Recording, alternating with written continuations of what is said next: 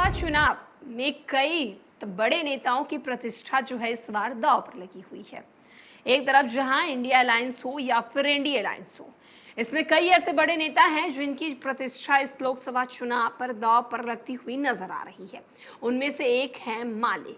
नमस्कार, मैं श्वेता और आप देख रहे हैं न्यूज फॉर नेशन। 2024 लोकसभा चुनाव के आखिरी चरण के मतदान कल होने हैं और कल के बाद 4 जून को रिजल्ट जारी कर दिया जाएगा। एक तरफ तमाम प्रत्याशियों की तरफ से चुनाव प्रचार जोरों शोरों से किए गए।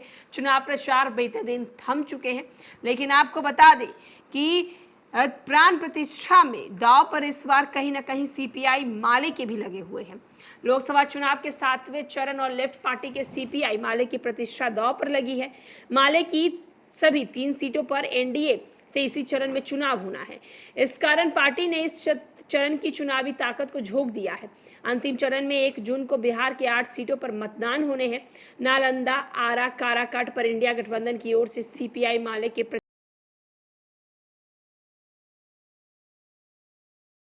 इस बार चुनाव प्रचार में पूरी ताकत झोंकती है। आरा से सीपीआई माले के सुदामा प्रसाद का मुकाबला भारतीय जनता पार्टी बीजेपी के आर के सिंह से है।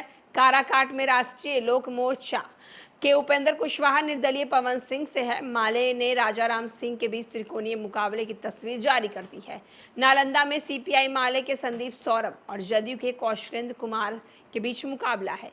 यहाँ left party CM Nitish Kumar के गढ़ को ढाने के लिए दांव पेच चला रही है। लोकसभा चुनाव के आखिरी चरण के प्रचार के अंतिम दिन गुरुवार को माले नेताओं ने पूरे जोर शोर से दमखम दिखाया है।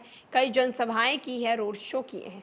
दरअसल भाकपा माले 1991 में आईपीएफ के बैनर तले आरा सीट पर जीत दर्ज की थी। तब से अब तक हुए 7 लोकसभा चुनाव में पार्टी प्रत्याशी को बिहार में किसी भी सीट पर जीत नहीं मिली है। इस बार गठबंधन के बैनर तले माले प्रत्याशी मैदान में है, इसलिए पार्टी को जेठ की दोपहरी में 33 साल का सूखा खत्म होने की उम्मीद जो है वो नजर आ रही है। तो आप देख सकते हैं कि एक तरफ जहां तमाम राजनीतिक पार्टियों की तरफ से चुनाव प्रचार किए जा रहे हैं, कई बड़े नेताओं की प्रतिष्ठा दांव पर है। उनमें से एक पार्टी है माले।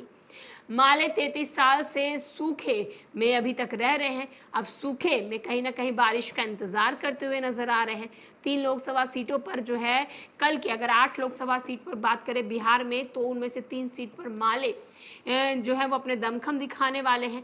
देखना होगा कि माले जो लगातार चुनाव प्रचार कर रहे हैं उन पर, यानी कि बिहार की जनता पर उसका असर कितना होता है, और इसका फैसला तो कल के पोलिंग बूथ पे पता चलेगा, जब ईवीएम में माले के जो प्रत्याशी खड़े हुए हैं उनकी किस्मत का फैसला आम जनता करेगी।